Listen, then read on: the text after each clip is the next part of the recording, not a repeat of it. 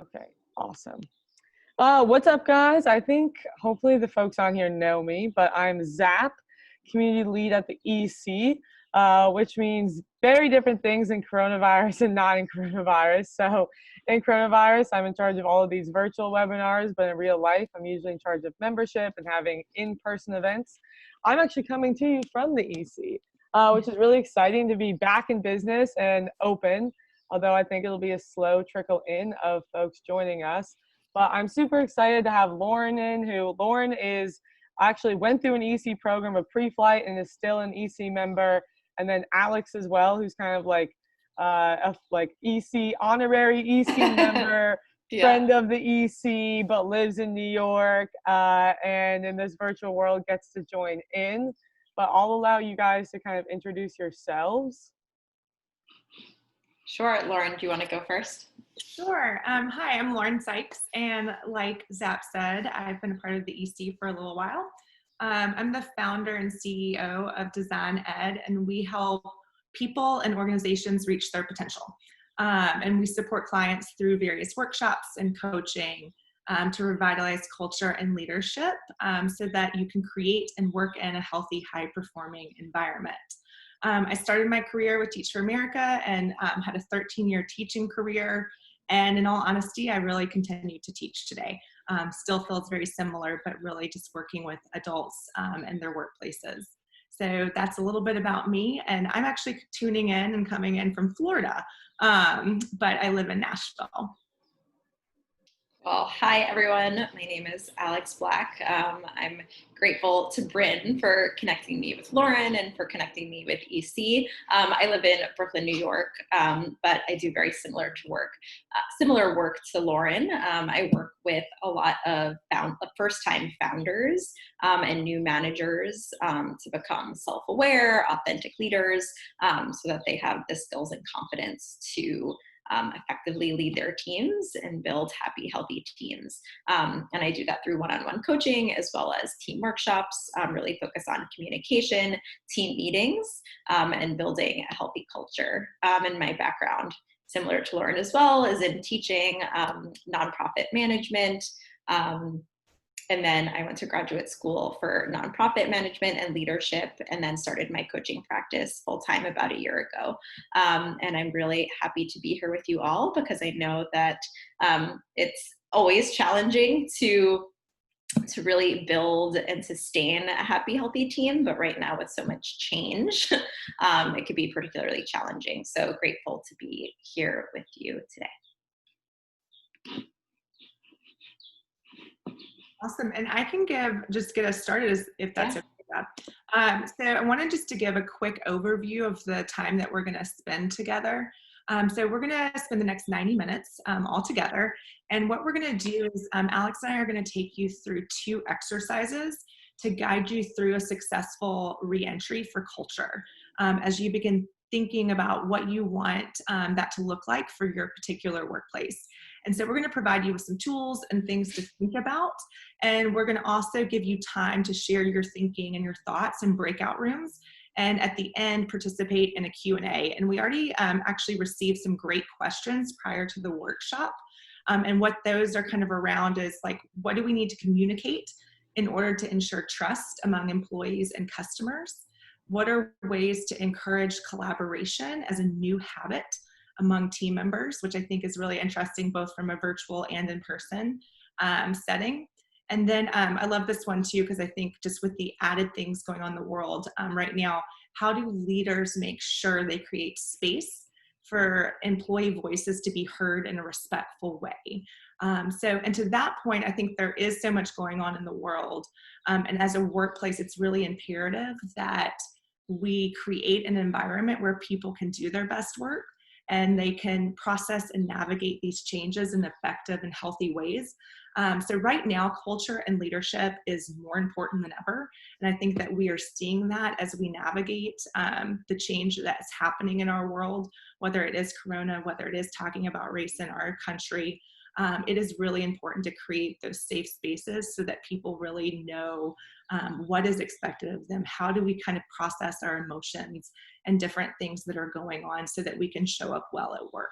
and do our best work. So that's part of how we're going to navigate the next 90 minutes and give you time to really put some things to paper and walk away with some starting points as you look at the next couple of weeks and months. Great. And just to build off of that, strategic communication is always important, but is really critical to re-entry, because with so much variety in people's experiences, both with coronavirus and now with talking about race and really doing that work, being at the forefront, there's just such a variety of experiences and people's expectations and the emotions and how they're processing. And it's really important to create as much like structure as possible and create the spaces and opportunities for people to work through that in a productive and safe way. So whether that's giving feedback, whether that's asking questions, whether that's having just like a healthy debate that is in a structured way, because we're all human beings, so people are going to work through their emotions and give feedback and ask questions, regardless if we create the intentional space to do it. So we really want to focus on creating that space so it can be a productive experience for everyone. So Lauren is going to first walk you through an exercise on vision, values, and behavior. So I'm going to pass it back to her, and then I will jump back in and we will walk through an exercise to audit your meetings and actually look at how you are living out your values and your culture in kind of those day-to-day interactions. Awesome. Alex, would you add that document to the chat? Yes. Yeah. So Alex is going to provide a document that will walk you through these two exercises. And as you check into the chat box, you should have that available to you. And that's what we're going to work off today. As we are navigating this, feel free to use the chat box to ask any questions or to share ideas. But we do want this to be a time where you are really doing the work and starting to rethink things. So as she mentioned, oftentimes with clients, we start with either identifying or reworking a company's vision, values, and behaviors. And oftentimes this is something that you'll see on an organization's website or on posters in the building. But our belief is that this should be evident in the daily behaviors. And that will be something like in your meetings or the work and decisions that you are choosing to make. So today we're going to operate with the assumption that your company already does have some semblance of vision and values. You may or may not have the behaviors named out for your culture. And in fact, that is what we see, like really only 10% of organizations tend to operationalize the behaviors in the organization that align to their company's values. So that may be something too, just to think about, what does that look like in practice on a daily basis? So with that, I want you to think in your reentry plan, when you do have your vision and your values, whatever's posted on your website or on your business plan, that needs to be aligned to your culture reentry plan. You do not want to get too far away from who you are as a company and an organization. You want it to be aligned. So as you begin to think about these phases of reentry, it's really important to create that environment where people feel safe while also optimizing performance. So I want to take you through the first three things, and you'll see on page 2 of the template where there is company vision, company values, and then the values aligned behaviors. If you have that information, you can jot that down on a piece of paper if you'd like. And then I want you to really think about the very first thing that you need to think about is, how do you want your people to feel as they re-enter the workplace? Whether you're maintaining a remote work environment or you're transitioning back into the office, but how do you want them to feel? And this is pivotal because we often start to create our strategies and our policies, but we don't really tap into the impact that that's going to have on people, or how people are emotionally coming in or back into the workplace with all that's going on. And I think oftentimes too, we think feeling is going to be a little too soft as a reentry place, but we're human. That's how we walk in to the workplace. We walk in with our feelings. So when we design that with the plan in mind around feelings, we're really setting people up for success. So start there. And then secondly, what do you want people to do? And this includes just procedures like the EC has, for example, where people, the way that they walk in, they have a mask on. The meeting rooms have been reorganized to create healthy and safe environments for people.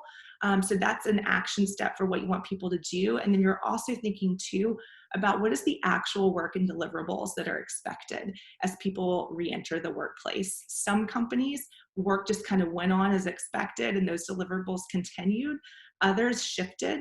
And as you're re-entering, you want to kind of think back to where do we want to be now as a company? Do we need to recommit to some of our strategies and our outcomes and goals? And then thirdly, what are those action steps that you need to take to make this feeling and the actions a reality? So what I want to do is share actually what an organization has done as they were thinking about their remote learning and work experience, and then what that looks like as they re-enter. So they started with their re-entry plan thinking about how they wanted people to feel. And so they wanted people to feel cared for. They wanted to know what was expected of each person in each role. They wanted to feel a sense of connection for their community.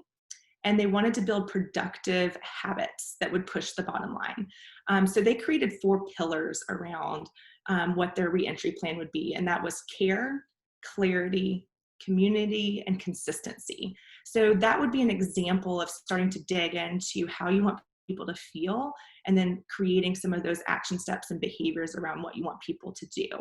I do want to mention as a side note, this is not what we're going to do today, but if you have not already done so, I think it's really important to do some kind of audit for how people are feeling as they re-enter the workplace. And then also gauge where people experience successes and failures in the remote learning or workplace, and how that could translate to future work.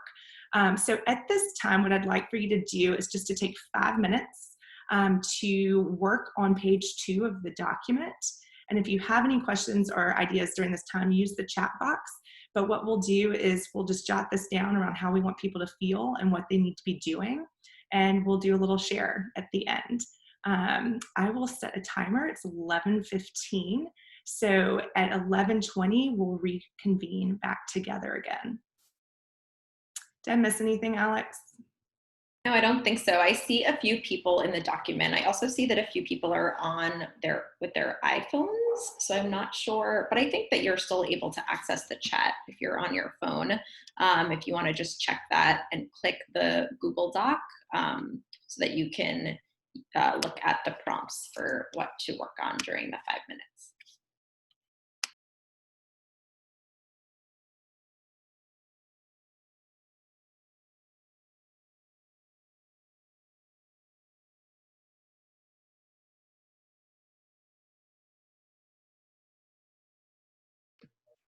I copy and pasted them into the chat if anyone's not able to access the document.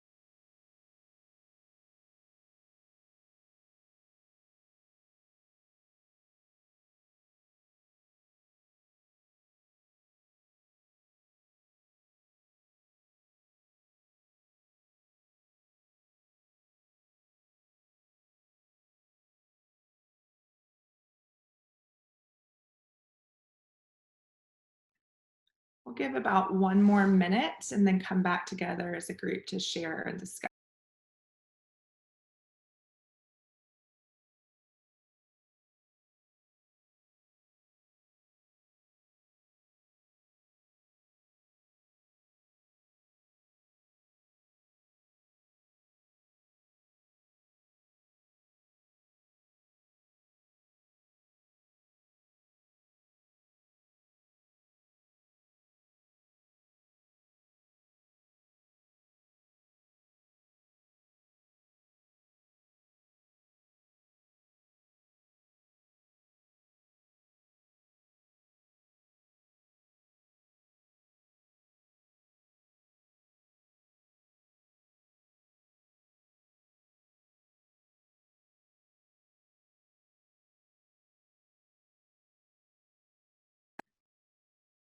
All right, for the next 5 minutes, what I'd like to do is to just share things that you wrote down or you're thinking about.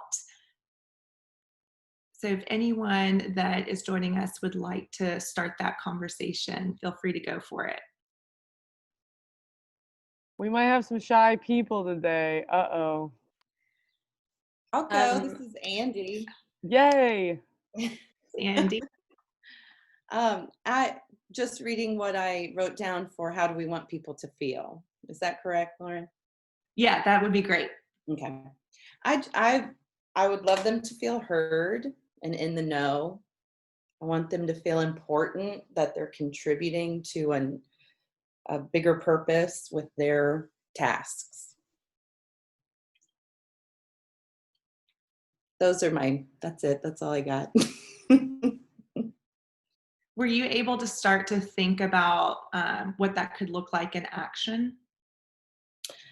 I did. I started thinking about the agenda, and I loved thinking about my meeting agendas in that way. You know, start with a question so they feel heard. Make sure I report out information from higher committees, trickling it down to my team, and showing some gratitude and marking the things that we've accomplished together as a team could be a way to make people feel important and purposeful in their work. That's great. Anyone else want to share how they are thinking about how they want people to feel as we re-enter?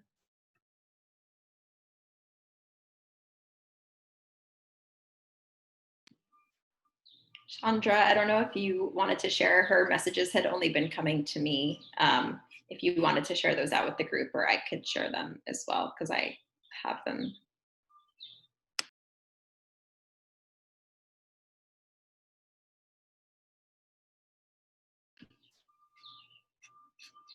Okay.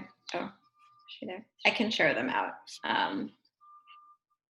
Oh, she said in the chat, we want them to feel part of the solution that we are in now.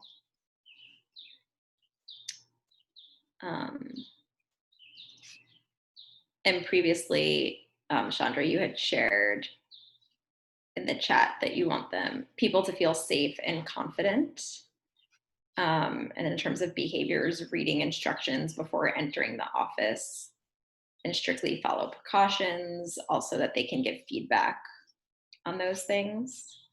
And then that first management has to prepare the evidence-based precautions and create a video, email to all employees, post on websites, keep the necessary equipment before everyone enters the office, and also seek suggestions from the group.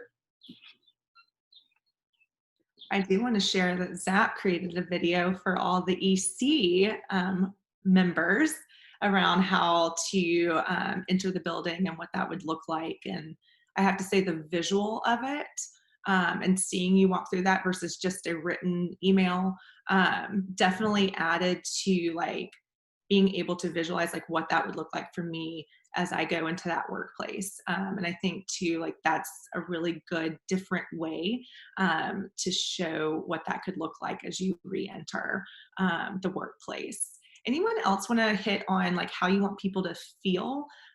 Also, I think Zap, I don't know if the EC too, you can speak from that as well. if that's something that you guys have talked about. Sure. Um, yeah, thanks for the shout out on the video. I mean, I definitely think like doing culture virtually and as we're like getting back to normal, it's just like I want people to feel connected again because they've been so disconnected. So like we did on the first day back. I mean, I made that video for like members, but me and my office mate made like gift bags for everyone where it was like masks and everyone's little hand sanitizer, but there was also like snacks and like, I don't know, goofy random other stuff in there, just so it's like, welcome back. Like we're all together again. I hope you feel like excited to be here. And there was like balloons, super goofy, but I feel like every little tiny touch kind of matters because this is like a big moment. Like coming back together is like something we're going to remember. So, how to capitalize on it? Yeah, absolutely. And I think those little things absolutely do matter. And like I shared with the client prior, community is a part of their organization's values. And they translated that into what they're thinking about in terms of how they wanted to navigate reentry and what that community would look like from afar. And they created different ways to have touch points remotely, and then they're continuing that as they sort of phase back in as well, and especially with their contingency plans. And it is also a diverse workplace, so they are also navigating how they are going to respond to creating a safe, diverse place for their community. So they've really tiered it into not just health concerns around COVID, but also how they're going to tap into their diversity and inclusion initiatives that they have going on as well. But I do think really going back to just reiterating how you want people to feel is going to be a really important strategy. Rather than just pulling different policies and strategy plans together, that will really ground you in a successful reentry. Alex, do you want to walk us through sort of the meetings and how that would relate to vision, values, and behaviors as well? Yeah, definitely. So once you've, defined or redefined your vision, values, and behaviors, it is helpful to actually look at all the ways and the spaces in which you communicate with your team. So at all times, we're communicating either intentionally or unintentionally what our culture is, right? It's happening regardless if we're like trying to do it or not. And we do this through the questions that we ask and don't ask, the norms and expectations we set, the types of goals that we set and prioritize, and how we define and evaluate success. So all those things, whether we're doing them in a way that's focused on what are our values and what is our culture, it's happening, right? So culture is defined whether or not we're trying to define it. And there's absolutely value in having, a retreat or a workshop series, but to work on how everyone's adapting to all the changes right now. But culture is sustained. Culture is not sustained during workshops, right? It's really built in our day-to-day interactions. And what's the way that we mostly interact is during meetings, right? Whether that's a quick 10-minute phone call, whether that's an hour-long department meeting or team meeting, whether it's a project update meeting, right? Those are the touch points in which we are communicating and sending messages to each other about what we value, what's important, what are the norms and expectations, who's safe here, who's not, right? So that's why we're going to focus on meetings for this exercise today. And I think also important to note that this doesn't just have to be meetings that you have with like your internal team. These can be meetings that, like, if you're like a solopreneur, I'm not sure what the background of the people in the group are today, right? But if you, just work for yourself, or maybe you only have one other team member, I'm sure you're working with other vendors or contracted workers, or, your clients or strategic partners. Those are also people that you are building a culture with. It doesn't have to just be like internal to your team. So if you scroll down to page 3 of the worksheet, and I see somebody new just joins the call. So I'm going to just repaste the Google Doc here. So hi, Krista. So that you can access it, we're on page 3. So I can walk you through the purposeful meetings planning template.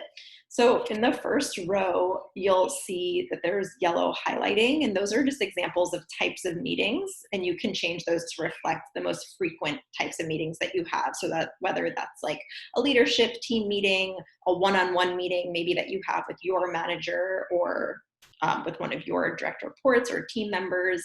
And then in the first column, there's a list of questions that you can reflect on to help yourself audit your current meetings. So the first question there is, what is the purpose of your meeting? Right? Like I know, especially, now during COVID where everything went virtual and remote, like it was just back to back to back to back meetings for a lot of people. And a lot of feedback that I got from clients and just from friends and family members was that it was just exhausting because a lot of meetings didn't feel purposeful.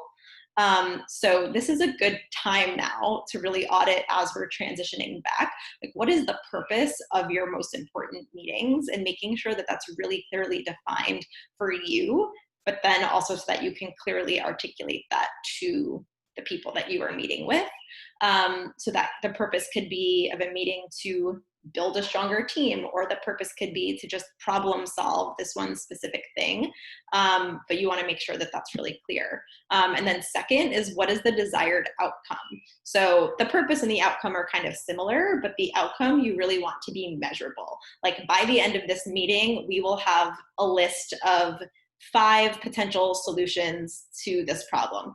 Or by the end of this meeting, we will have chosen a specific solution that we are going to implement to this problem, right? Like those are 2 different things. And when that's not clearly articulated, and you have some people coming to a meeting who think that a solution was going to be decided on, but then you actually only brainstorm solutions, you're going to have some people feeling like frustrated and confused, right? So really important to very specifically define your desired outcome. And then the next is really like, these are all important, but tying back into what Lauren was just talking about, how are you actually demonstrating your values and the behaviors you talked about during your meetings with people? Because this is where it's going to come up. Like if you're saying that one of your values, you want to be community, or you want to be curiosity, let's say, but then there's not really opportunities in your meetings for people to like ask a lot of questions or to give feedback and just like get curious about something, then there's like a disconnect there, right? Like there's a misalignment. So if you're taking time to really define your vision and your values, we want to make sure that those are aligned in these day-to-day interactions that you're having with people. And then next is like your norms and expectations. So okay, so you want to have people create the space for people to ask questions. Can people just like ask questions in the middle of someone presenting on something? Like, is that the norm? Or is the norm that like after a certain part of the meeting, there's going to be a section, like an agenda item that's reserved for asking questions, giving feedback on certain proposals and things like that. But really helpful to define that for people so they know, like when I come to this meeting, I'm going to have the opportunity to express my feelings or my feedback on this, this project or this initiative that we're working on. And then next, how will you check in on emotional well-being, right? Like emotions are high right now for everybody in different ways. Everyone's having a different experience, is processing everything differently, but it is really important to create the time, even if it's like only a 15-minute meeting, give 2 minutes to really check in on how the other person's doing and connect in that way. Because if you skip that, then you're going to be just missing the context of what's going on, and people are likely going to feel like, oh, like I, was having a really bad day, or I'm having a really hard time, and now I feel like I can't be my authentic self in this meeting because I wasn't able to express that to my manager or to my, my teammate. And it doesn't have to be at the beginning of the meeting, but I would definitely recommend it being in like the top half of the meeting. Otherwise, if you're only checking in on how someone's feeling at the very end, you've kind of missed the opportunity to like, leverage that in the beginning. And then lastly, how are you going to evaluate your success? So I think we often think of success as just like, okay, we checked off all the agenda items, right? Like we got through the agenda. But getting through the agenda of a meeting doesn't necessarily mean that the meeting was successful, right? So if your goal was for people to feel connected and to build trust, then how you measure the success of the meeting should be based on that, right? Not based on, did we get through the whole agenda? If the goal of your meeting was to problem solve this one thing, did you actually solve it or did you just talk about it, right? So actually reserve a few minutes at the end of the meeting to check in with people, to give quick feedback, like what went really well in this meeting, like what could we have done better, whether that was like giving people more up, and it might vary from person to person, but that's why we want to create the space for it, to make sure that we're trying to create a space where everyone feels that their voice is able to be heard. So I know that was kind of a lot of me talking. So what we want to do now is give you another couple of minutes. Let's say, I guess we do 5 minutes again. But if you're done quicker than that, you can just type into the chat box. I'll set a timer and actually take 5 minutes. You don't have to fill out this whole template, but just, I see Chandra's typing in. Yeah. Just pick like one of your types of meetings that you have frequently. So whether that's like a weekly team meeting or a project check-in meeting or a one-on-one meeting that you have with someone regularly, and then work through these questions, and then we'll come back together and share out and discuss.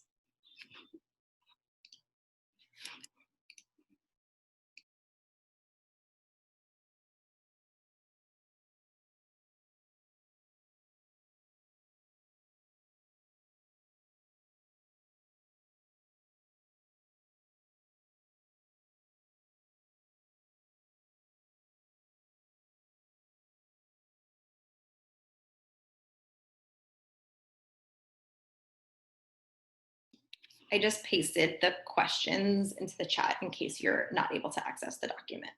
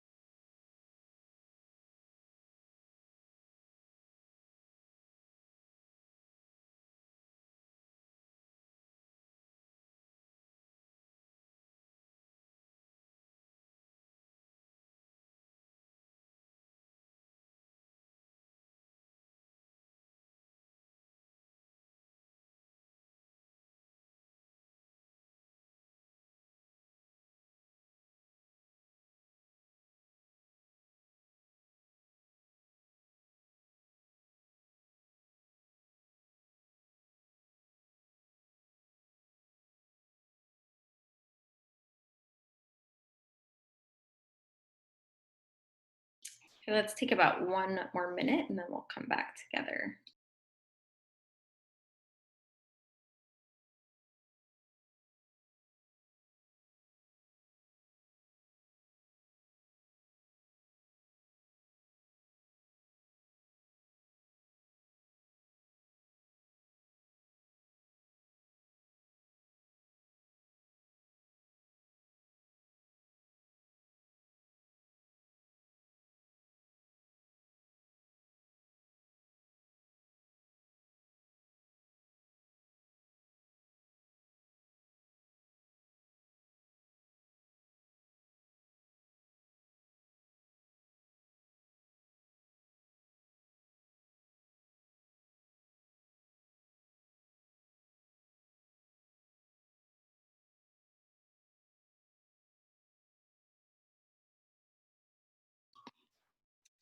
Okay, does anyone want to, oh, Chandra, thank you. I see you're sharing in the chat. Does anyone want to share out with the group one of their reflections from like just one type of meeting that you have? Okay.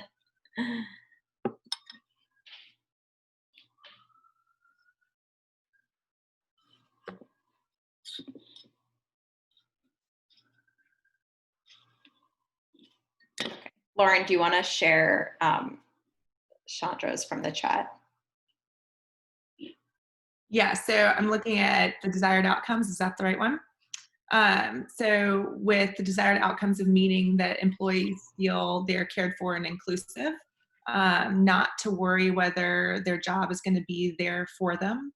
And then the mission, vision, and values are ingrained into the culture. Is that where I'm looking? Yeah, and then I think she shared something. Oh yeah, and then like Closer to getting back to close to normal in a few weeks. So really having that as a goal as you're moving through these couple of weeks. And Chandra, I think also it's helpful to think about like what, right? Because things obviously are not going to be back to the normal exactly as they were before, everyone was working remotely. So helpful to think about like what really defining what that new normal looks like, because everyone's having a different experience and might be coming in with different expectations of what that normal is. So really helpful to define that as much as you can. Does anyone else want to share? And I would also share too that is where also like a culture audit, what had worked well and what didn't work well in the remote work situation. What can you keep? What could you revise? And really using that as data to move forward with what's working and what's not working. And it's just a personal opinion of mine, but something that I'm working with on every client was this has got to be an opportunity to improve and to be better. So if we do go directly back to how we were doing things prior, then have we really like learned something new that will benefit our businesses and our organizations? Yeah, totally. Oh, I think this is really smart. She just shared too, like we want to reflect that if remote is the way to go forward, or do we make it 50-50? So yeah, definitely creating some norms around what that could look like. Yeah, and I think also that it is helpful during a time of like so much change and uncertainty to be transparent with people that we may try something and then reflect and then get feedback on it and reflect on it, and then maybe change again, right? Because we're kind of adapting to the new normal, that what we do right when we go back doesn't necessarily mean that that's like the end all be all, and really communicating that to people that it's like this is an active learning process of figuring out together what is going to work. So I think that that's great to reflect on, like, okay, maybe we do go back all 100%, but then we scale back a little bit and really like play with it to see what works and what is going to be the most effective and comfortable for people. Great. Is there anyone else who wanted to share their meeting audit reflection?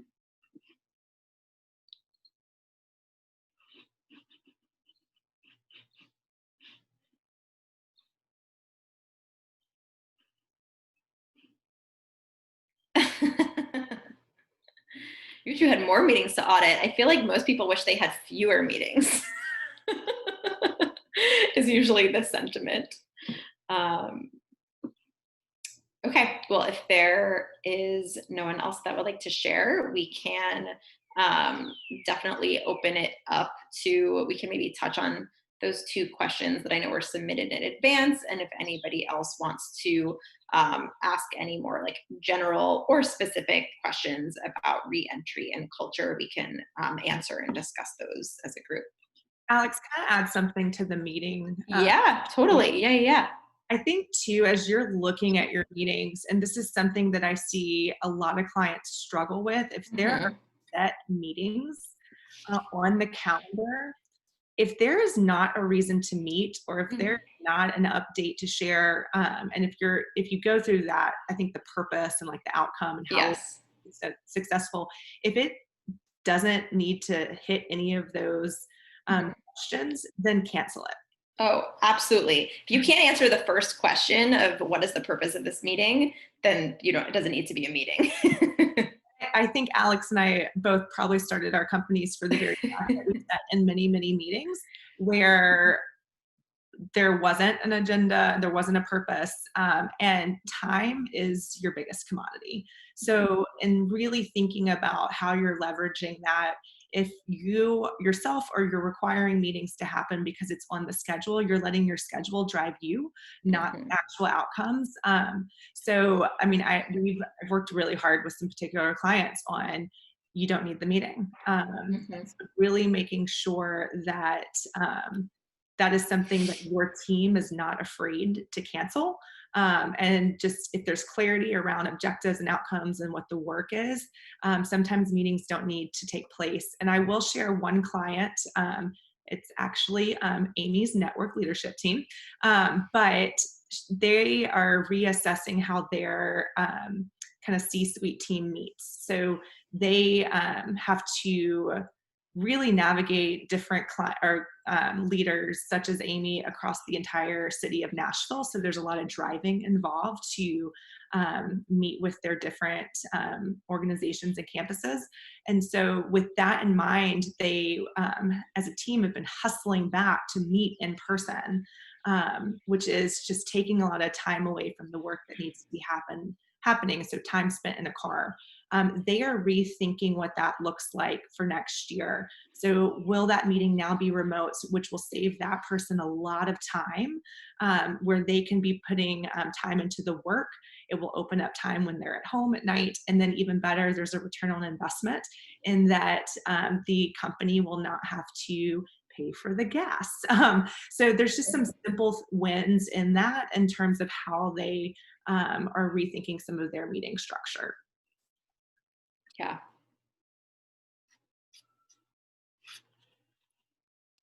And on a personal note, I'm doing the very same for clients. What needs to be taking place on site and in person, and virtually to support the work. So definitely, I think even in our own practice, we are doing this kind of audit. Yeah. If there is nothing else that anyone wanted to add specifically about that, we can definitely open up to general Q&A, or I don't know if Lauren, you want to start or touch on those first two questions, unless anybody has something that's top of mind. Anything related to reentry, culture, building trust, relationship, dealing with people's fears, concerns, any of it, all of it.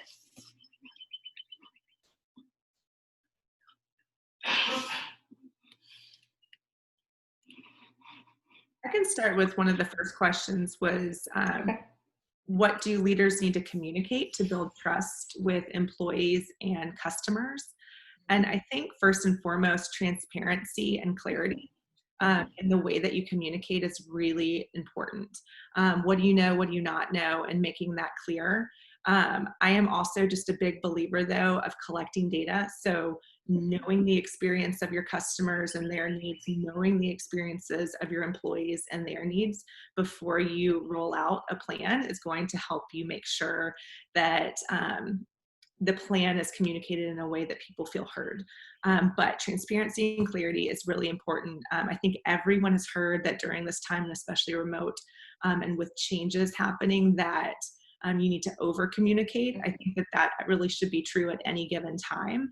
But I do think if you are making a decision that is going to cause change, being really clear of, this is what we're going to do, this is why we are doing it, and here is what your role will look like in regards to this decision.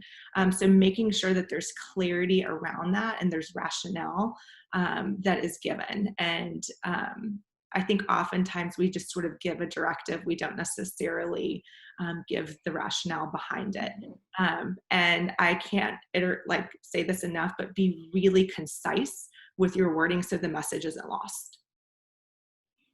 Yeah, I think that's all great. I think also something right now is like a lot of people are kind of afraid of saying the wrong thing, or are uncertain, so they don't want to say anything. But I think that it is best to definitely communicate, and it's okay to acknowledge what you know that you don't know, right? And to let your team and to let your people know that, this is what we're working on and the actions that are already, being implemented. And then here are the areas where we still don't have like a solidified plan yet, because it's a work in progress. And these are the things we're doing, right? We're soliciting feedback. We are doing research. We're auditing our meetings. We're auditing, how people are feeling in their experiences, and giving, kind of letting people know what the work in progress looks like. So they're not just like waiting around for what the end product is, right? They know that you're working on it. And it's okay to share things that aren't like a finished, perfect product, like, tied in a bow. That also builds trust with your team and with people, so that they know that, you're not perfect, you don't have all the answers, and that you are really working collaboratively to figure those things out. I see Krista typed in something here. One of the concerns I'm hearing from numerous people at companies is the new stress on the remote job because of fewer boundaries. Yes, for work-life balance. People feel like if they are working even more and longer hours, which is becoming taxing because it's tough to unplug. I have heard that from pretty much everyone. Yeah, I think that this is really where you as the person, if you are, in a leadership role or you're a manager, have the power to really set the norm around this. Because I think right now it's just like people like wake up and then they're like going to their computers in their pajamas, like starting working like before they even eat breakfast, because there are not the like same physical boundaries anymore. So I think that it's like really, really important to like set those for yourself and to share what those are and model them, so that the people on your team know, like if you're saying, if the norm is like there's no emailing after 6 p.m., then like you as the leader cannot send emails after 6 p.m., even if you don't expect people to read them, because people are going to get them, right? They're going to get them on their phone and they're going to feel like I have to respond. I can't stop working. Other people are still working, right? So things like that. Yes, love scheduling emails, right? So if you do think of something, you can schedule your emails to go out first thing in the morning, right? And not bothering people. So I think that a lot of that really, like the work-life balance, comes down to like your actual individual behavior and what is the norm that you're modeling for people. Because if everyone is just like sending emails and doing work at 9 p.m., 10 p.m. at night, then other people are going to feel like, oh, I should keep doing that as well. So that's one thing. Another thing is actually like encouraging. I've seen some people, this is like more extreme, but some people actually have like blackout hours of like from 12 to 1 or from a certain time, like this is actual like lunchtime or, and similar thing, like you are not expected to work during this time. There's no meeting scheduled during that hour block of time. So it's like, free for you to take care of your personal life, to feed your children, to, take a break and breathe. So that's also something that you can think about implementing as well. Yeah, and I've also seen some blackout time and kind of like extended hours where there won't be meetings or a expectation to respond to emails or whatever it may be. And typically what that has been used for too is to actually get the work done instead of feeling like you're just sort of catching up all the time on your emails and your texts and Slack or whatever on Zoom meetings. So really kind of blocking that time. And I actually recommend doing that regardless of the remote work setting. But like Alex said too, as a leader, whatever you're modeling, is what is going to be followed. So if you are sending late night emails, then there's this expectation that people need to be working all the time. I do the same thing. I'll schedule emails to be sent out. I may type them at any given time, but I will schedule them to be kind of sent at another time. I also think too, to this point, and this goes back to the client that had those pillars, one of them being care. They also took a real audit of what their employees' situation at home looked like. So what would the what would be potential issues to the traditional workday now that they are at home, whether it was pets, the way that their home was set up, whether it was children, and really trying to think about what that could look like for each person and kind of having these deliverables. I would also say one leader that I am coaching in the insurance business, they're needing to sell even in this like really sensitive time and to meet their financial goals. So some people, they are able to track like what emails are sent, how long someone's on the phone, say what you will about all those practices.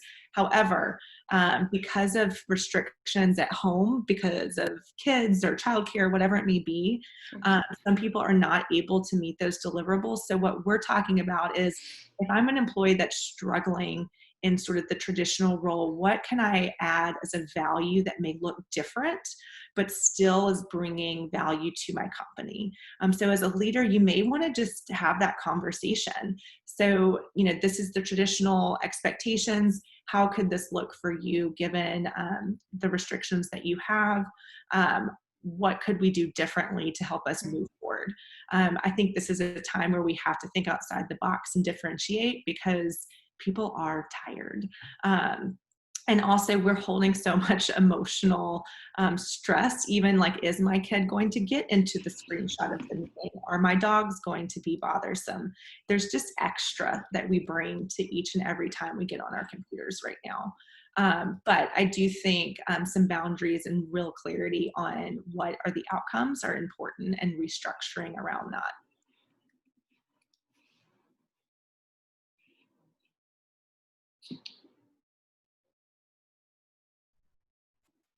I can add one of the questions that came prior to the workshop was talking about how do we build collaboration as a new habit? They were restructuring some of their teams. I think what kind of back to the meeting template that Alex shared is defining that's just the purpose and the norms. So like, what is collaboration? How will you converse? And I also think too, to expect if you want a collaborative work environment, then you will have conflict. And oftentimes we want to avoid conflict, but yet say we are super collaborative. Those two things can't exist in the same space. So once you come to terms with that, you can start to create norms around how you'll engage in conflict and recognize too that often leads to a better solution. So if people are shying away from the conflict and providing their solutions or their have you thought about this statement, then you're actually really holding back the best solutions that you can come up with as a team. So I think creating norms around that, making them visible so that you can check in and say, hey, like, are we actually collaborating in the ways that we said we would? What does that look like? How does it feel? And just kind of push through those new norms around conflict is what I would say about collaboration. Anything else to add, Alex, on that? Yeah, I mean, I totally agree. Like, I think people think of conflict as like, oh no, there's conflict on my team, but like a high performing team has a lot of healthy conflict. So I think definitely it's setting, that's like, we're going back to, right, your meetings, right? That's like where a lot of conflict comes up when people are disagreeing on the approach or the decision that's being made, actually like defining how you're going to have those conversations so that when that disagreement comes up, it's not seen as like, oh no, like, what do we do now? And it's seen through the lens of, okay, this is good. Like, we're getting out as many possible solutions to this problem so that we can then move forward with the best possible solution. And we're not just like picking the first one that someone shared, because then other people are afraid to share out their ideas. So I would definitely just agree and echo on that.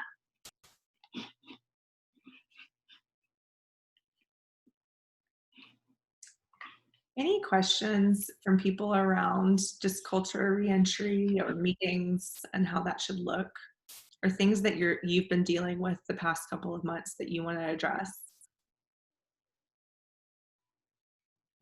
Is there any software you recommend for team meetings? I feel like team meeting software is like a super big, like popular emerging market right now. Like I'm always seeing like LinkedIn ads for the next best thing. Kind of Yeah. different, but like I'm always like, well, what's the software that like produces the best culture? Do you guys have any opinions on that, or? Yeah, I mean, I've had clients ask about that too, and there are some that I could recommend, but I actually don't recommend using a meeting software, only because then it becomes like too much about like the technicality of it, and there's like not as much fluidity to like adapt to what your actual needs are. Like, what makes a great meeting is not like, I mean, you need a great agenda, and you should absolutely always take notes and share out those notes with the people who were in the meeting. But what makes a great meeting is not having like a software to like check off that you've done X, Y, and Z to prepare for it. So I think people get a little too caught up in that and then lose focus on the actual like Totally. meat Yeah, of the that's what I meetings. wondered because I've never Yeah. used one and I'm like, am I Yeah. missing out because I'm not using this software? Yeah, no, I mean, I have, and I'm happy to share with like anyone who's in this group, like I have similar to kind of the worksheet that I shared here, but I have like a 25 questions to help you plan better meetings worksheets that I think is like pretty comprehensive. Nice. And yeah, a lot of it is just like in the planning phase. And once you get into like the routine of going through that process, I'm not a big fan of the software, but that's just like my personal my personal opinion. I'm actually, I share the same sentiment around that. I mean, Yeah. Google Docs typically is what people have used in order to, one, be collaborative, and two, to kind of name those outcomes. I think if anything, regardless whether it's a software, Google Doc, an email, is having a place where you do have the action steps that need to be taken after the meeting and who's taking charge of them. So being really clear and having that in a visible place is important. I would also recommend when I see, like, I will be a part of meetings where everyone's like on their devices or on their computers, and everyone's taking their own notes. Oftentimes, like, that means everyone's not completely engaged in the Yes. conversation. So I really identifying a person to be like the note taker and the person that is going to send out those action items so everyone else can be completely collaborative in the moment, and a part of the conversation is really the best that I've seen. I think whiteboarding is a really important exercise when you are creating as a team. And, take a picture of that or have someone sort of type it up at the end. I'm sure, Alex, you do this a lot with your work. Oftentimes I'm that person. As a facilitator of some of this meeting, I want everyone to be involved in it. So I'm capturing sort of the takeaways and sending that back out to the team. So everyone is a part of it. So if you're doing it internally, naming someone, and it can rotate. I know some other teams in healthcare, they do that, and they've been doing that via Zoom. There's a different note taker each meeting, but they do have just a very simplistic template that they use to capture the meeting notes and the deliverables at the end.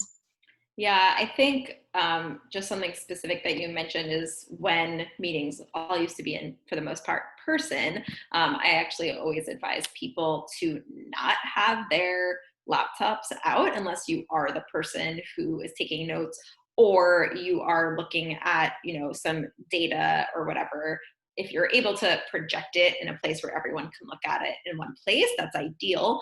Because when you have people all on their computers, people are getting distracted, right? Like they get like a notification that pops up, they tune out for a few minutes, and then they're completely lost in the conversation that might be really important for them to be contributing to.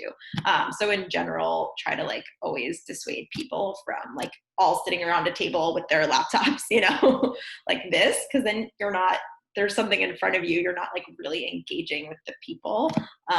So yeah, I think that technology is useful, but can be really in meetings like an unnecessary distraction. Yeah. I can share the last question that came prior. So it was talking around about like with, as a leader, how do I ensure that we hear employees' voices in a respectful manner, especially given all the things that are going on in our world today. So I think too, and I've seen this already starting to happen, and this is in regards to the racial injustice that's happening, is creating forums and a space to begin the conversation.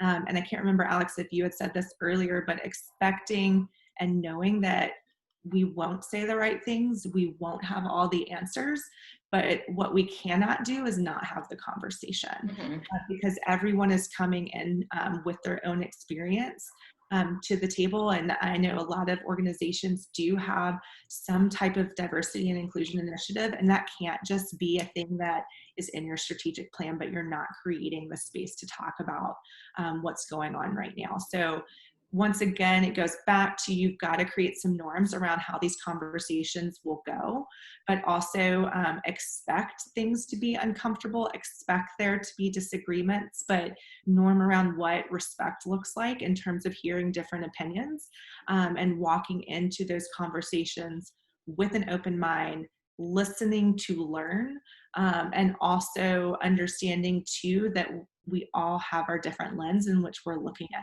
things. So my job is to really think about, what does that look like for someone else? And then I would also say too, we need to talk about that impact that this is having on us personally and as a workplace. So those are going to be two things that are going to be tied together with how we show up at work. But if you're not talking about it just from an emotional, personal standpoint, and then also what this feels like and looks like in our very own workplace, then that's a missed opportunity to really think about how you're creating a connected culture. Yeah, and I think, having designated forums and spaces to specifically discuss all of that is important, and making sure that there's time in those one-on-one check-ins that you're having with people, and that there's time also in these regular meetings that you're having for people to bring it up in smaller groups. Because it's really, if you, depending on the size of your company, like what the CEO says may not be the same, thing that other managers are saying. It may not trickle down in the same way. So you want to make sure that if you're the manager of a team, even if it's a small team, and even if it's just you and one other person, that you are creating the space in that individual relationship to have those conversations as well. And that can be at the beginning of your meetings, can be designated meetings for that. But just making sure that you're creating the space, and that you're also, not that it's just like assumed that they can talk about it, but that you are really saying, like at the beginning of each meeting, like, let's check in, like, how are you feeling? Like, are there any questions that you have? Like, are there any concerns that you want to bring up? Is there anything that we can do better, that I can do better as a manager around this? And always asking for that feedback on a regular basis. And I would also share too, while we're talking about sort of what these conversations look like with employees, you also need to think about your customer and client base and what that communication looks like for them in terms of these discussions.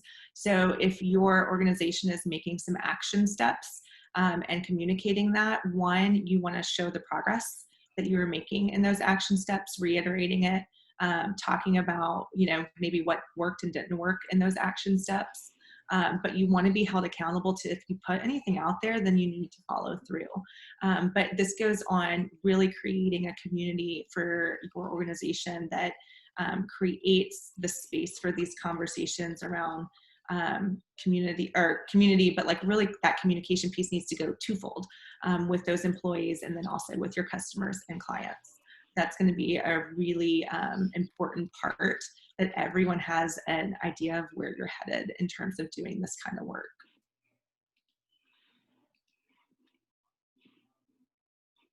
Absolutely. Does anyone else have any other questions or thoughts?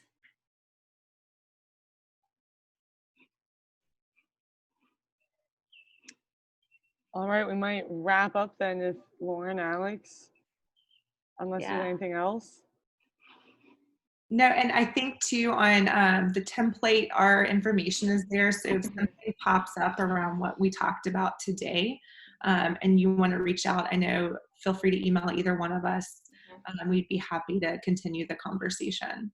Yeah, that's what I'll do. I'll send everyone on this call and just anyone who registered a follow-up email with Lauren and Alex's contact information, as well as I should add your document if that's cool, and then a link to the recording as well. So if there's anything you want to rewatch or share, or for the folks who couldn't make it, they can check that out too. Yeah, that sounds great. Thank you guys for having us. Totally. Yes.